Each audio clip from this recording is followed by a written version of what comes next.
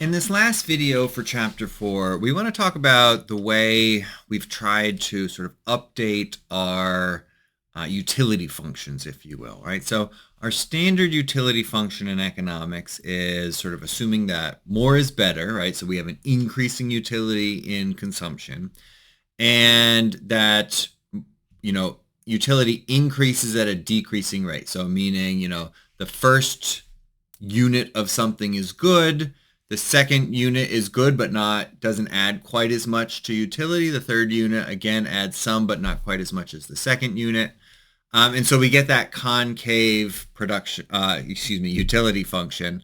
And part of that assumption, I think, comes from introspection. Part of it comes from the fact that it makes the math easier. And so when we think about behavioral economics, we want to think about, all right, well, what does that utility function make sense? And one of the things that we've seen is that we're often really not starting at zero, right? So if we assume we're eating a box of donuts, we kind of assume, okay, we're starting at 0 donuts. But how people actually measure their utility is often in reference to a certain point, right? Which is often known as a reference point. And so one way that we know this is that people often put greater weight or greater importance on the things that they already have, which we call the endowment effect. And so when you think about that, you can think about it, being like, okay, well, I already own this car. I really like this car, so I give more value to that. But you can also think of it as like, I already have this standard of living, right? I have, I've grown used to this standard of living. So anything less than that is going to feel like a loss. And as we said in the last video, loss aversion is one of those things that really helps explain a lot of sort of economic puzzles that come about with just sort of concave utility. And loss aversion is really all about saying, okay, well, here's my reference level, and anything less than that is a loss, and I'm going to really hate that, right? So you get that sort of convex utility underneath it, versus anything above it is good, right? I like that, but it's concave in a sort of traditional sense.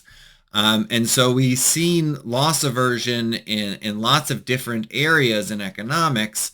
The tricky bit with loss aversion is figuring out, well, what is the reference point, right? So what is the reference point against which, anything less is a loss and anything more is a gain?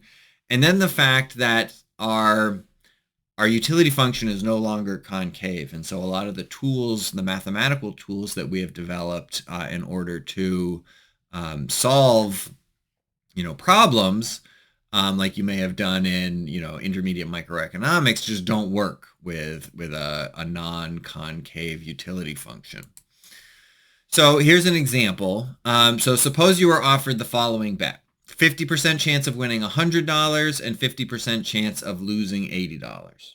So in expectation, right, 50% of gaining $100, that's plus 50. 50% chance of losing $80, that's minus 40. Plus 50 minus 40, that's plus 10, right? So expected value is positive, and you would probably want to take it. But it doesn't, most people do not take that bet. Now, of course, if you said, would you take it 1,000 times, then people would probably be like, yeah, okay, I'll take it 1,000 times. And I think that's often, if you think about the difference between, say, a retail day trader versus a professional investor, the professional investor is doing that 1,000 times. So even if they take some losses, they know it will balance off from gains, and they're able to sort of use their experience there. Whereas a retail investor is like, well, this is all the money I have. I don't want to lose it. And so I'm not going to take that 50% chance of losing it. In the fMRI machines, right, that we've sort of been talking about in this chapter, we do see brain activity that seems to be consistent with this idea of loss aversion, which was really first identified by Kahneman and Tversky in one of their original papers, and is a very important economic concept. So Another thing that's we're going to talk about more is quality.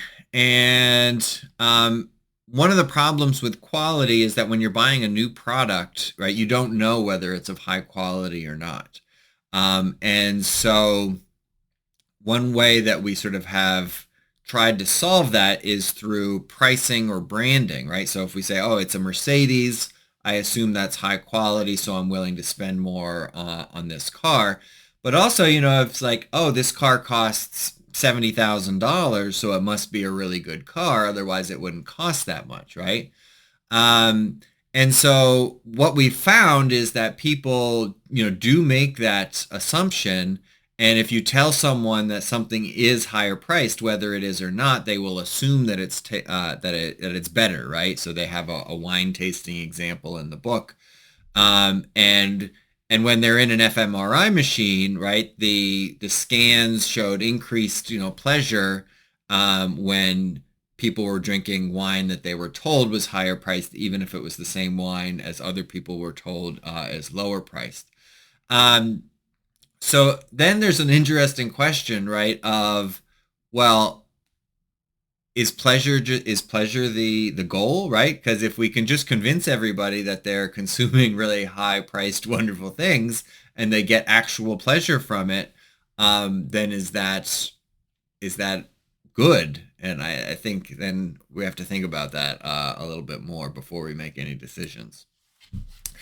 Okay, so the other way that we've sort of tried to adjust some of our utility functions is with time preferences. And so time preferences are fairly complicated, but generally what we assume is that people discount the future, right? So we have the present today, we have, next period, which might be tomorrow or it might be next year, discounted by some amount. And then every year we discount the future by the same amount. So if our discount rate is 0.9, the next year is 0.9 times, the current value. And in 2 years, it would be 0.9 squared or 0.81 times the current value. And so that's sort of how we model things, right? The problem is that people don't actually behave that way. And it really seems that people have what we call time inconsistent preferences, especially with a bias towards consuming today. And that might make sense, sort of evolutionarily.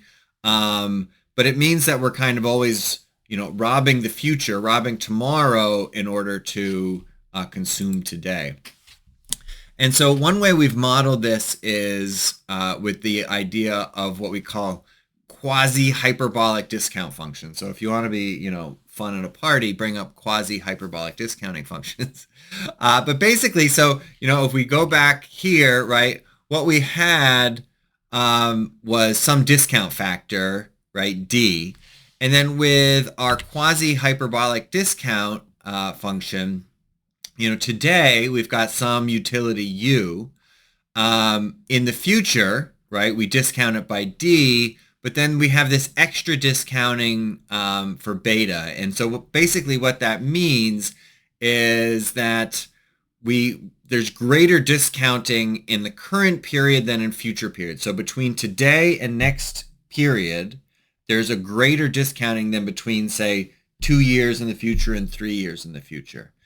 And what that means is that if we make plans like, okay, I'm going to do this between period 2 and 3, once we get to period 2, now period 2 is the present, and we have this, preference for consuming in the present, and so then we don't follow through with our plan, and that's why it's time inconsistent.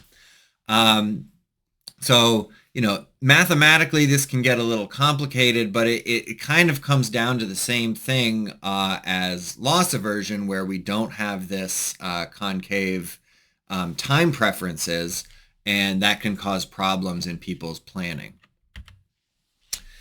So, coming back to neuroeconomics a little bit and the fMRI machines is that, neuroeconomics does seem to support this sort of system 1 versus system 2, right? Where, and maybe this is not exactly system 1 and system 2, but sort of brain systems, one that's sort of focused on immediate outcomes and one that's on future outcomes, which kind of sounds like system one and system two, but maybe not exactly.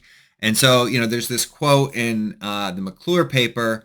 Collectively, these studies suggest that human behavior is often governed by a competition between lower-level automatic processes that may reflect evolutionary adaptations to particular environments. That sounds like system one in the limbic system. And the more recently evolved uniquely human capacity for abstract domain general reasoning and future planning, right? Which that sounds a lot like system two. Um, and so, if we can, so firms are like, okay, well, some firms actually kind of want to take advantage of that system too, right? If they are, retirement planners or, financial firms that, want your money to invest. Whereas a lot of firms, of course, are trying to take advantage of that system one, that sort of automatic processes, immediate gratification. And that can be, bad for people in the long run if firms are taking advantage of their lack of self-control. And of course, one type of, lack of self-control is addiction, right? And so, if people have addiction, then they can, they're making decisions for the present, even often sometimes when they know that they don't want to do this anymore. And,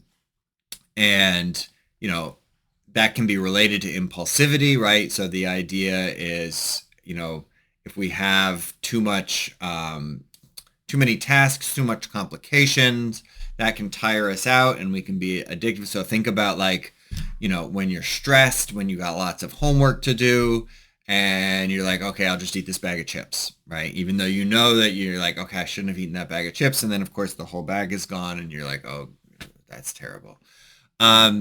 And so, it's that sort of, once that system two sort of really gets overloaded, that system one, which is focused on that immediate gratification, can take over, and people can make bad decisions.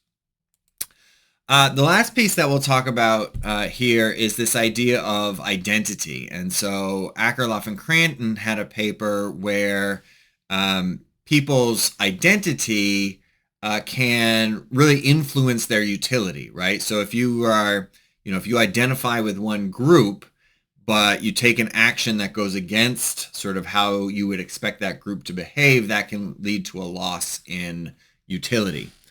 And so, if firms know that, right, if they can take advantage of that and say, oh, well, look, all of this group is buying this product, all of this group is going to this place for vacation, then, you can get people to do things that they might otherwise not do, right? So if you think about like prestige or snob effects, like if someone's convinced themselves, oh, okay, I'm rich and important, and therefore that's why I'm going to drive a BMW or a Mercedes-Benz, or put that pool in. And, part of that can shed light a little bit on why we have sort of mass market products and niche products that can charge a lot more. I think, oh, I'm a wine aficionado, and so I'm willing to spend a lot more on wine, even though when people do blind taste tests, right, you can't actually tell the difference between expensive wine and cheaper wine. So all of those are kind of irrationalities, right, that we want to be aware of when we're thinking about things like advertising, when we're thinking about things like pricing, when we're thinking about things like brand, and how they go into firms' strategic decision making.